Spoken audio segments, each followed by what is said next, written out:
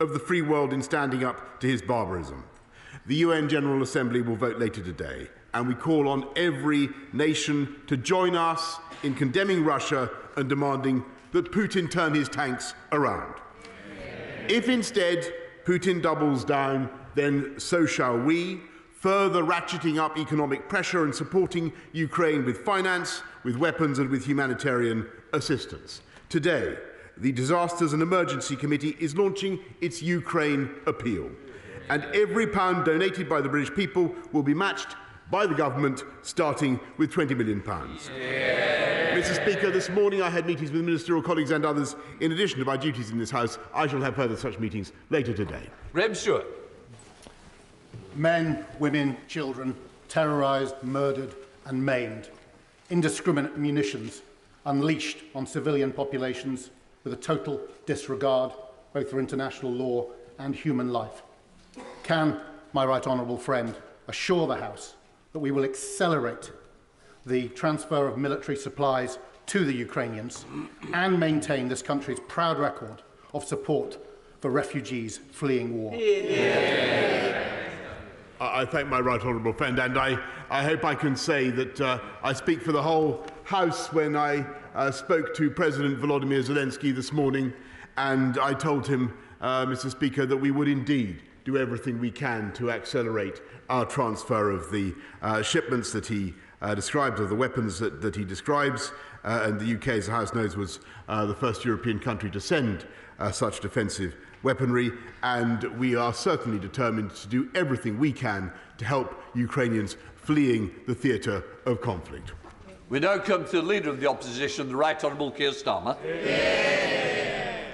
Thank you, Mr. Speaker. I'm very glad the Ambassador is here so he can hear me repeat what I've said to him privately on a number of occasions, and that is that this House and this country stand united in our support for the Ukrainian people in the face of Russian aggression. And we're all appalled by the shocking footage that's emerged over the last few days. We must stand up to Putin and those who prop up his regime. Mr. Speaker, Roman Abramovich is the owner of Chelsea Football Club and various other high-value assets in the United Kingdom. He's a person of interest to the Home Office because of his links to the Russian state and his public association with corrupt activity and practices. Last week, the Prime Minister said that Abramovich is facing sanctions. He later corrected the record to say that he isn't. Well, why on earth isn't he? Mr. Speaker, it's not appropriate for me to comment on individual cases at this stage, but what I can say, and I stand, Mr. Speaker, by what I've said in the House and what we've put on the record. But be in no doubt that the actions that we've already taken, that this House has already taken, are having an effect in Moscow. And by exposing the ownership of properties of companies in the way that we are, by sanctioning 275 individuals, already a further 100 last week, the impact is being felt. And what we will publish in addition, Mr. Speaker, is a full list of all those associated with the Putin regime. Of course, we have already announced sanctions on Putin and Lavrov themselves. I can tell the House that they will have heard what the President of the United States had to say last night. The vice is tightening on the Putin regime, and it will continue to tighten. Keir Starmer. I hear what the Prime Minister says and the way in which he puts it, and I hope that may mean we'll see some action in the near future. Last week, Putin summoned to the Kremlin the cronies who prop up his regime. They dipped their hands in the blood of Putin's war. Among them was Igor Shuvalov, Putin's former Deputy Prime Minister. Shuvalov owns 2 flats, not 5 minutes' walk from this House. They're worth over £11 million. He is on the EU sanctions list, but he's not on the UK sanctions list. When will the Prime Minister sort this out? Mr. Speaker, I think the House should be proud of what we have done already, and I can tell him that there is more to be done. And thanks to the powers that this House and this government has taken, we can sanction any individual, any company connected with the Putin regime. And this government was amongst the first in Europe to ban Aeroflot, Mr. Speaker, from our skies. This government led the way last week in banning the use of SWIFT, Mr. Speaker. And if you talk to any of our European partners, he would understand the leading role the UK has already played and the impact that those sanctions are already having in Moscow. And as I've told him, the squeeze is growing and it will continue to grow on the Putin regime. Keir Starmer. Mr. Speaker, I support the measures that have been taken so far.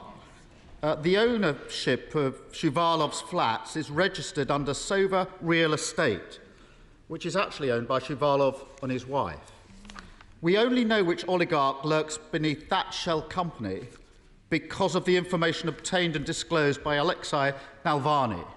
Navalny, of course, was poisoned by the Russian state, and he now sits in a Putin jail.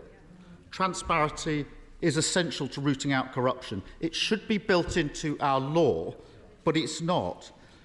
And I'm ashamed that we only know about Shuvalov's Westminster flats because a dissident risked his life. Is the Prime Minister? Mr. Speaker, I repeat that the UK, of course, is doing everything that we can to expose ill-gotten Russian loot. And this has been something that we've been working on for a long time. That we actually were the first to impose sanctions on those who are guilty for the poisoning of Alexei Navalny that he mentions. But what we are bringing forward now is the exposure of the ownership of properties in London and across the whole of the UK in a way that has not been possible before, and that I believe will continue to tighten the noose around Putin's regime. But be in no doubt, it was the UK, Mr. Speaker, that led the way on putting sanctions on the Russian central bank, on putting sanctions on Russian banks altogether, and I'm afraid that we're still out in advance of several of our friends and partners. We want them to go further. I believe that they will, and we will continue to put pressure, Mr. Speaker, ineluctable pressure on the Putin regime. Keir Starmer. Thank you, Mr. Speaker. The Prime Minister refers to the long overdue economic crime bill, which, to be clear, we support and will vote through on Monday with speed. The key plank to that bill is a register of who truly owns property in the United Kingdom. But it doesn't come into force for existing owners like Shuvalov until 18 months after the bill passes. At best, that's autumn 2023. Far too long for the Ukrainian people. Why are we giving Putin's cronies 18 months to quietly launder their money out of the UK property market and into another safe haven? Mr. Speaker, the impact of what the UK is doing and the impact of and I think the whole House should be proud of what we have done, because we have led the way on this. We led the way on SWIFT, we led the way on Aeroflot, we led the way on freezing the assets of banks. And if he asks about the speed of results, Mr. Speaker, I can tell him that on Thursday, the Russian stock market fell by $250 billion worth of assets that were wiped off. The ruble fell by about 40%. We're now in the third day, Mr. Speaker, in which the Russian stock market has not been able to open. That is thanks to the package of global sanctions, or Western sanctions, that the UK has led in enforcing on the Putin regime. And he should acknowledge that. Stop. I have acknowledged it, and I do again. What I'm offering is support to speed this up. On Monday, the Prime Minister knows he has the House with him when this economic crime bill goes through. We could do this on Monday at speed, and I think the whole House would welcome that. So it's an invitation to work together, Prime Minister. The Business Department published a white paper this week. It rightly sets out that the UK's companies register is being exploited to further the interests of the UK's enemies, to help them move stolen money into the West. But the same department, on the very same day, published an economic crime bill which did nothing to address this, leaving Companies House untouched and still exploited. So will the Prime Minister work with us to amend the bill on Monday to include the most basic reforms like identity checks for directors? As I've said, Mr. Speaker, we are bringing forward at an accelerated pace measures to whip aside the veil of anonymity of those who own assets in this country and those who own property in this country. And furthermore, Mr. Speaker, we are going to be publishing a list of all those, Mr. Speaker, who have assets that are related to the Putin regime. I'm delighted by the support that the Right Honourable Gentleman is offering. If we can work together to make sure that we strengthen and accelerate the package, then all the better. Mr. Speaker, we will work in that spirit and bring forward amendments on Monday to try and achieve all the ends that I've identified in these questions. And I think this can be voted through on Monday at speed with the full support of the House. And I'm very pleased that we can show that unity with the Ambassador here watching us. In this week of darkness, we have seen glimmers of hope in the resolve of Ukraine, in the unity of our allies, and in the bravery of Russian protesters. They remind us that the Russian people are not our enemy. They are the victims of thieves who've stolen their wealth and stolen their chance of democracy. For too long, Britain has been a safe haven for stolen money. Putin thinks that we're too corrupted to do the right thing and put an end to it. Does the Prime Minister agree that this House and this country stands united in our support for Ukraine, and now is the time to sanction every oligarch and crack open every shell company so we can prove Putin wrong? Prime Minister. Yes, Mr. Speaker, and that's why this government has brought forward the unprecedented measures that we have. And I know that the whole House will agree with me that nothing we do in rooting out corruption and corrupt money in London or any other capital should for 1 minute, and I want to agree with him very strongly, should for 1 minute distract from where the true blame for this crisis lies, which is wholly and exclusively and entirely with Vladimir Putin and his regime. And I'm glad that the benches opposite are resolved as we are that Putin must fail in his venture, and that we must ensure, Mr. Speaker, that we protect a sovereign, free and independent Ukraine. And that is what we are going to do. And with the unity of this House, Mr. Speaker, with the continued heroism and resolve of the Ukrainian people, which is so amazing, that we've seen over the last few days, and with the unity of the West that we are seeing, which I think has also taken aback President Putin, I've no doubt at all, Mr. Speaker, that he will fail and that we will succeed in protecting Ukraine. Hill Parish. Shoot. Thank you very much. Thank you very much, Mr. Speaker. Can I, first of all, say how brave the Ukrainian people are, and they have our full support across the whole House. Can I also commend the Prime Minister and the Government for the excellent actions we have taken so far. Ukraine is very much the breadbasket of the world, and it grows much wheat. And so, therefore, Prime Minister, I think we need to make sure there is food security and also security of global food supply. So would the Prime Minister agree with me that we need also to look to our production in this country to make sure that we can maintain good standard of food production and enhance our food production in order to keep good food and affordable food for the future? Yes, my honourable friend knows whereof he speaks, Mr. Speaker. He is a great advocate of UK food and farming, and that's why we're increasing the Farming Investment Fund to £48 million. We have a massive opportunity, particularly for UK fruit and vegetables. We now come to the Leader of the SNP, Ian Blackford.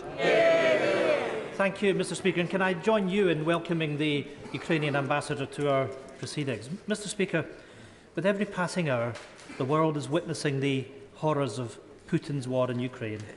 In Kherson, a family of 5, a mother, her parents, her 6-year-old daughter and her baby son were murdered in cold blood by Russian troops. In the same city, a 12-year-old boy watched his mother die as he desperately attempted to save her from the rubble of her own home. These are war crimes happening in Europe right now. Vladimir Putin is a war criminal. And one day soon, Putin must face justice in The Hague. Mr. Speaker, to prosecute Putin and his regime, The full range of war crime charges need to be used, including the crime of aggression by a state. But the UK has always refused to sign up to the prosecution of this crime in international law. Surely, with Putin's crime of aggression in plain and horrific sight in Ukraine, now is the time to drop that opposition. Will the Prime Minister meet with me to discuss this? And will he amend the UK War Crimes Act? And will he support the ICC prosecution for Putin for his crimes of aggression against the people of Ukraine?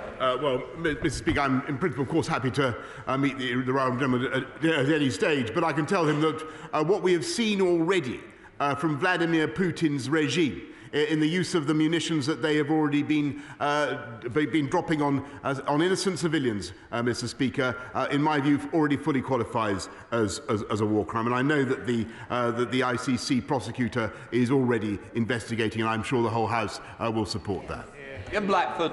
I thank the Prime Minister for that answer, and let's work together across this House to make sure that Putin is prosecuted, that he is held to account. Mr. Speaker, just as we seek to punish and prosecute Putin for his crimes, we need to help the Ukrainian people right now. Hundreds of thousands of Ukrainians are fleeing the horrors of this war, and they desperately need refuge and sanctuary. The UN estimates that well over 500,000 Ukrainian refugees need urgent help, most of them women and children. This is a moment for Europe to stand united in the face of Putin's war. The European Union have acted and waived all visa requirements for Ukrainian refugees. The UK government stands alone on our continent in so far refusing to do the same. Nicola Sturgeon, Scotland's First Minister, has made clear our country stands ready to open our borders and our hearts to the people of the Ukraine, but the UK government must bring down the barriers. Will the Prime Minister join with our European partners and waive all visa requirements for the people of Ukraine who are fleeing war?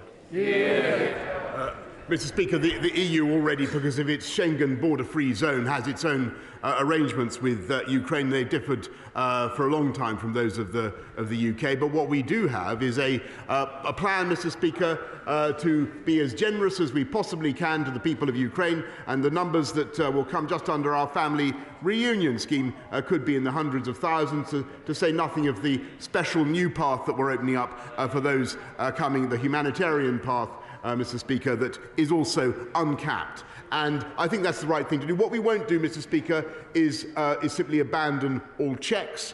We don't think that that is sensible, particularly in view of the security concerns, the reasonable security concerns about people coming from that theatre of war. James Daly. Thank you very much, Mr. Speaker. On the 28th of July last year, every Labour councillor in Bury voted in favour of Andy Burnham's plan to impose a 493 square mile clean air charging zone upon my constituents and the residents of Greater Manchester. The Mayor's plan, a tax on jobs and opportunity, is based upon flawed data and should be scrapped. Does my right honourable friend agree? Yes, Mr. Speaker, and as somebody who once had to deal with a badly thought out low air emission zone before, it is totally wrong to impose measures thoughtlessly that damage business and don't do very much to protect clean air. And I think the Mayor of Manchester has done the wrong thing, and I'm glad that we're delaying. And I congratulate my honourable friend and other local Conservative MPs in the Manchester area who have shown common sense, Mr. Speaker. My Wales-based constituent works for the British International School in the Ukraine. The school employs 60 British citizens, most of whom thankfully escaped via a bus over the weekend. Now, I heard the Prime Minister's response earlier on to my colleague from the SNP, the leader of the SNP. But given the lack of a humanitarian corridor, 173 Ukrainian colleagues from that school are stuck in Kiev and Dnipro and ineligible for the Home Office's humanitarian sponsorship pathway due to the school being domiciled in the Ukraine. Wales aspires to be a nation of sanctuary. Our neighbours in Ireland have waived all visa requirements for 3 years.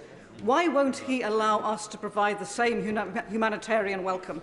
I thank her very much, and I understand. Obviously, I know the whole House will want to help the 173 that she mentions in Ukraine. I think the arrangements that we have are right, and they will be very generous, and they already are very generous indeed. And I think the House should be proud, by the way, of what the UK has already done to take vulnerable people. I think we've taken more vulnerable people since 2015 fleeing theatres of conflict than any other country in Europe. Carter. Thank you very much, Mr. Speaker. The nurses and doctors working at Warrington Hospital in my constituency provide selfless care for families living in some of the most deprived areas of England, where life expectancy is 12 years lower than that of the national average. At the same time, population has expanded, with thousands of new homes being built in Warrington, putting pressure on services, particularly at the General Hospital. Does the Prime Minister agree with me that tackling health inequalities is key to levelling up? And will he support my campaign for a new hospital in Warrington? Mr. Speaker, and I know that this government is building a record number of hospitals, the total of 48 that we're building across the country. I am forbidden, unfortunately, from preempting the application process that I know his wonderful hospital is going through, but I'm wishing him every possible success. Judith Cummins. Thank you, Mr. Speaker. Prime Minister, the situation in Ukraine continues to appall most of the world and shames the rest, and importantly highlights the need to break our economic dependency both on Russia and on China. Does the Prime Minister agree that our national security must be protected and our food, energy, cyber and national infrastructure must be secure both now and in the future from hostile governments? Specifically, will he commit to a real hydrogen strategy that both industry and trade unions like the GMB are calling for by doubling the hydrogen production target for 2030? Yes, I thank her very much. I think a very far-sighted question, and that's exactly what we should be doing. And we are moving to much more energy resilience and self-reliance. I think it was a shame that the party opposite cancelled so much of our nuclear power whilst they were in, or failed to develop it, Mr. Speaker. But I think the agenda that she is setting is absolutely right, including hydrogen. Ruth Edwards. Thank you, Mr. Speaker. Last September, my constituent Dylan Rich, who was a talented 17-year-old footballer, tragically collapsed and died during a youth FA Cup game. His family and his club, the West Bridgford Colts, raised money in his honour to buy more defibrillators on site, but were faced with a VAT bill of hundreds of pounds on each life-saving device.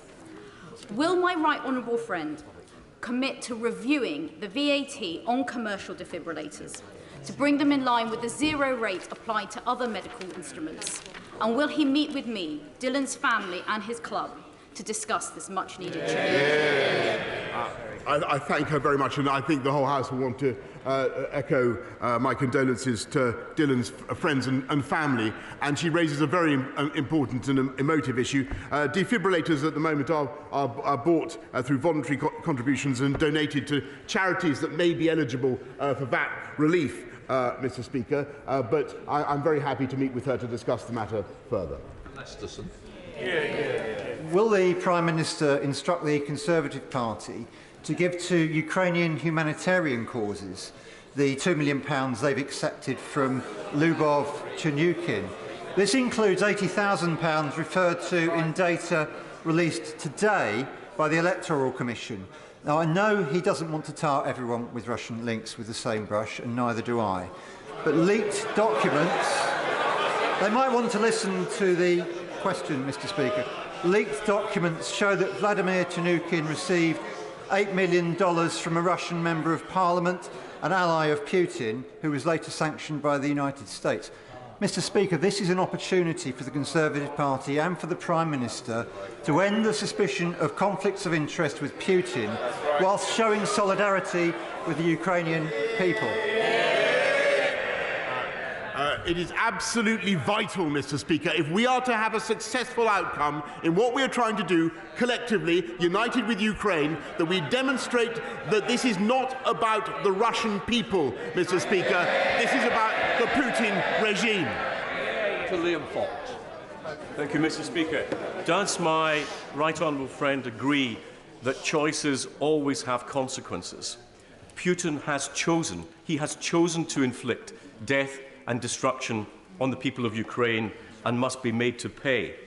But others, including those in the Russian military and Russian oligarchs, could still choose to be on the right side of history. Will my right honourable friend and other world leaders tell them to make the right choice and to make it soon, because in this conflict, time is life. I think my right honourable friend has made a very powerful and important point, and I do hope that those who have any links with the Putin regime, whatever, anybody, any so-called oligarchs, all those who are in any way associated with their regime, take this opportunity, as some brave individuals already have, to dissociate themselves from this barbaric invasion. Thank you, Mr. Speaker. 2 weeks ago, in a letter to the Prime Minister, I outlined that over 500,000 people in the UK are immunocompromised, and to them the idea of living with COVID is frightening, and many charities such as the MS Society are not reassured by the government's lifting of restrictions around free testing and isolation.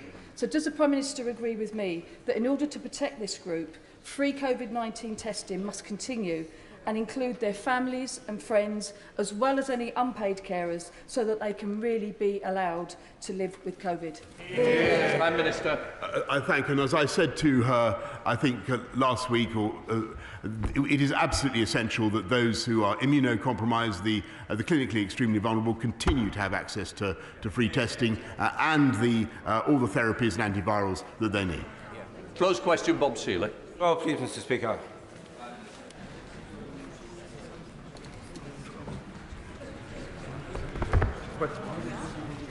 Sorry, forgive me, Mr. Speaker.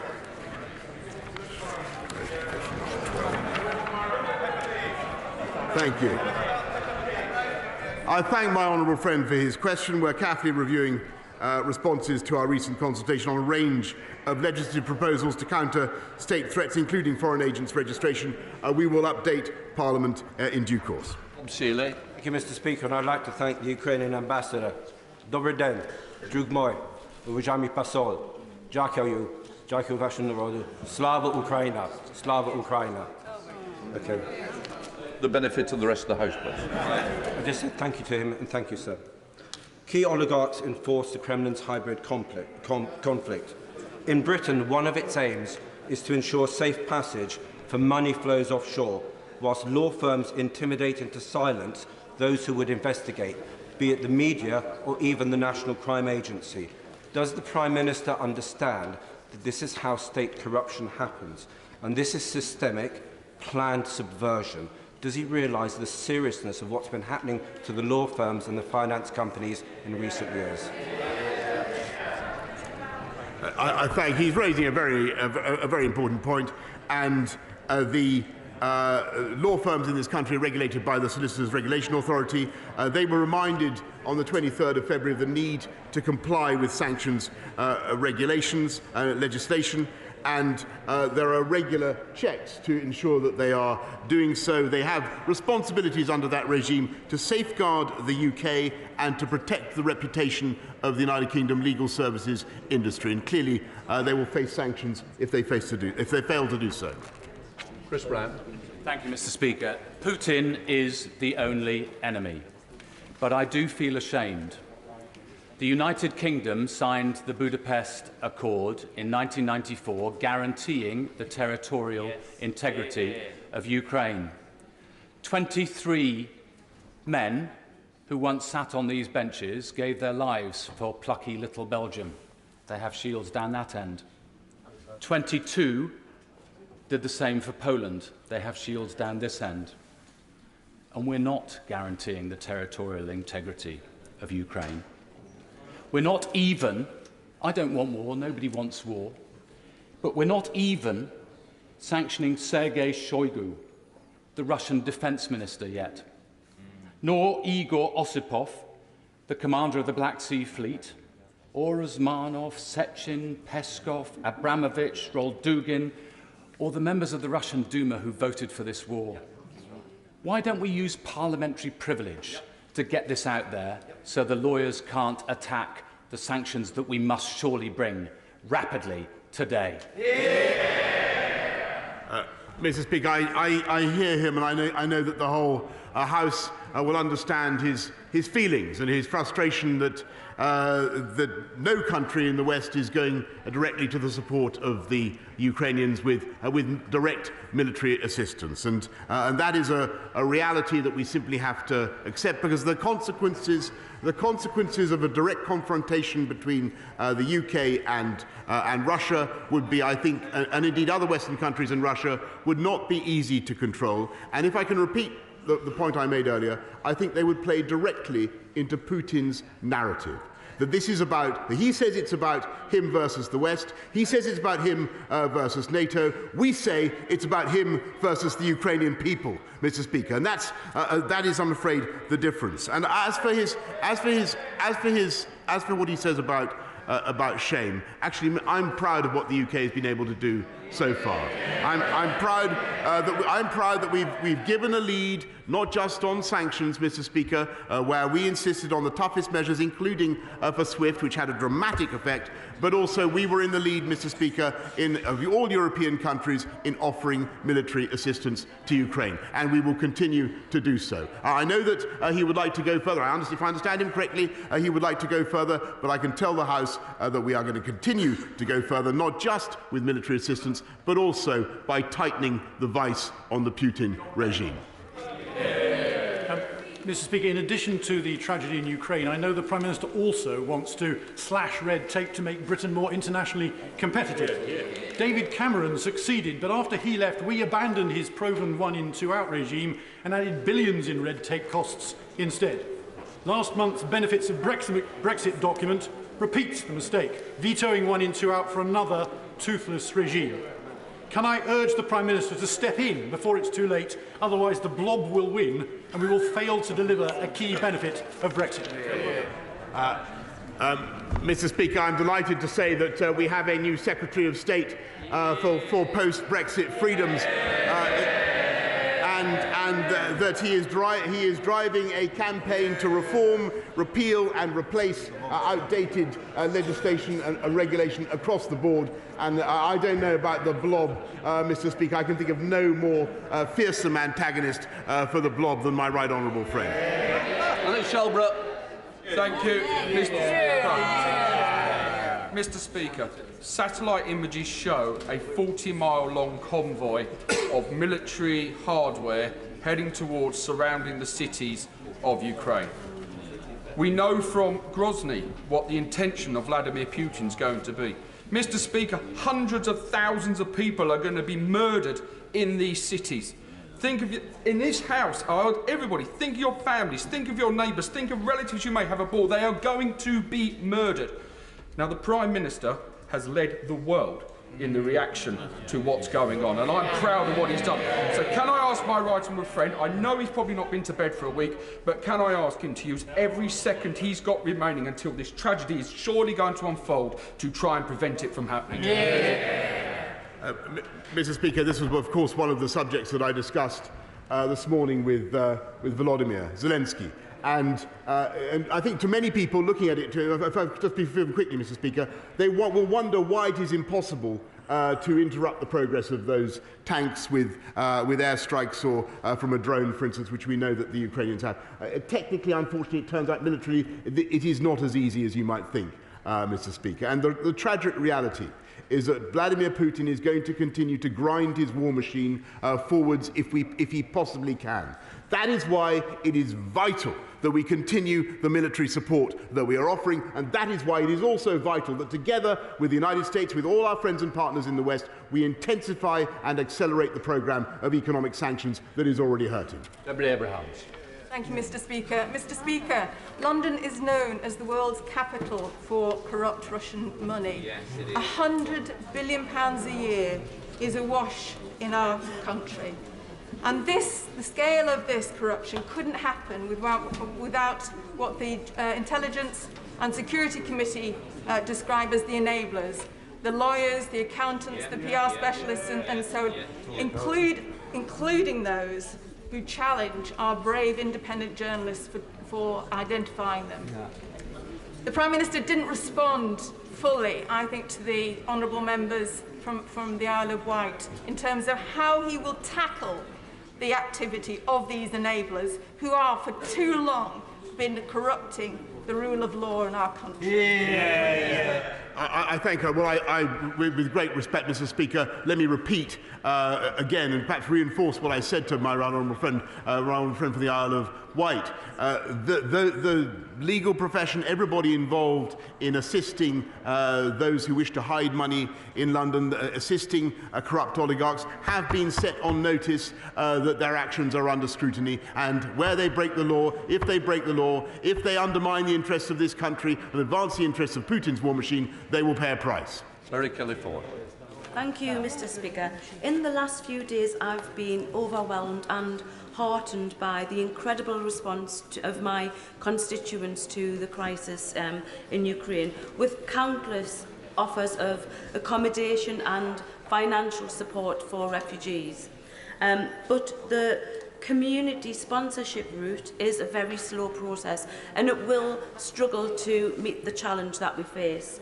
So does the Prime Minister agree with me that we need a faster and more effective route and a better way of offering sanctuary to the refugees and the people of Ukraine than the government's current proposals?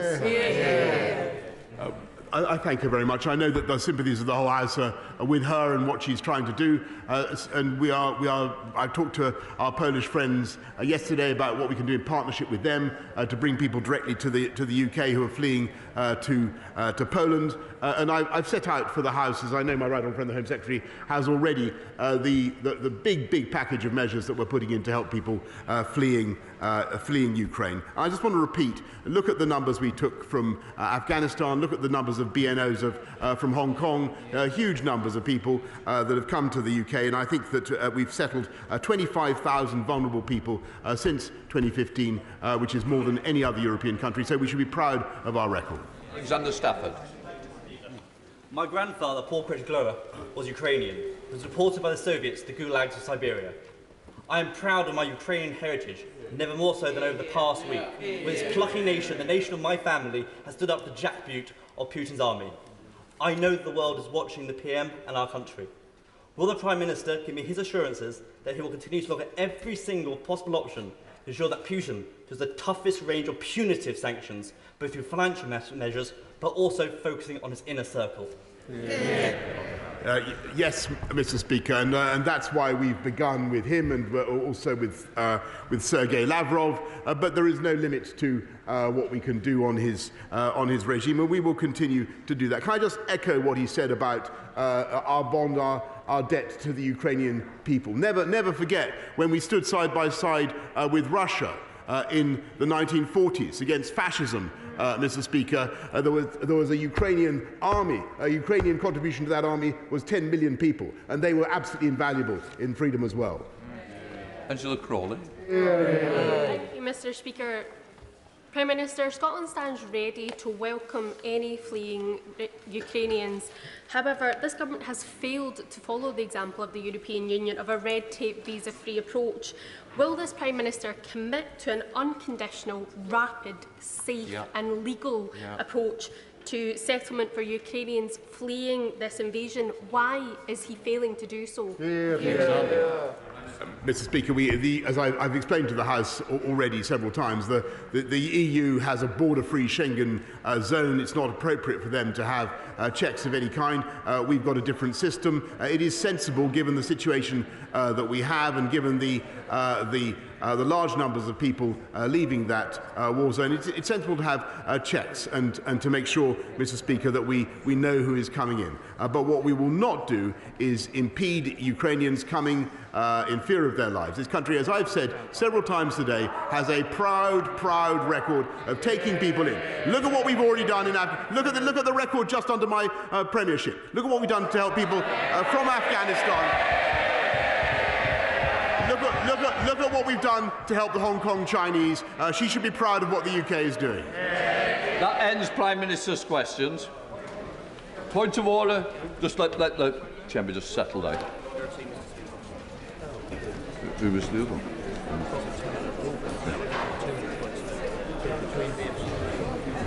Thank you.